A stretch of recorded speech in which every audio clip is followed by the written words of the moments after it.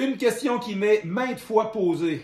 Lequel de tous ces tapes est par vapeur, lequel ne l'est pas? J'ai pas le blanc. Fait qu'autrement dit, le bleu, blanc, rouge dans Toc Tape, les trois tapes sont par vapeur. Pourquoi? Selon la fiche technique du fabricant, vous allez voir sur Internet, là, je vous en ai imprimé une. Regardez ce que j'ai mis en vert.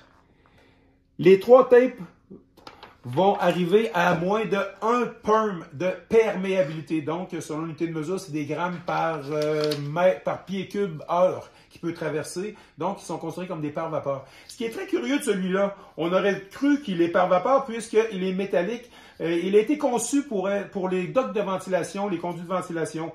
Sauf qu'on l'utilise, on voit l'usage très souvent sur le fameux styrofoam avec papier métallique. On va mettre du métallique pensant qu'on l'a. Techniquement, il ne l'est pas. Sauf que ce qui est très bizarre, c'est quand je vais dans la fiche technique de ce produit-là, du même fabricant, l'unité de mesure, au lieu d'être en grammes par pied cube, est en grammes par mètre cube. Donc, si je prends, grosso modo, il faudrait diviser par 35/5 pour convertir en grammes par pied cube heure. Donc, si je prends le résultat du fabricant, ce qui est très curieux, selon le résultat du fabricant, j'arrive à 1 perm. Fait que logiquement, à 1 perm, il devrait être par vapeur ou c'est un perm, c'est un moins de 1 perm, sauf que 1 perm, autrement dit, serait la limite permise pour calculer par vapeur ou c'est. Fait que donc, c'est pas clair à savoir est-ce que c'est moins d'un perm ou c'est 1 perm et moins. Si c'est 1 perm et moins, celui-ci, selon la fiche technique, il devrait être par vapeur.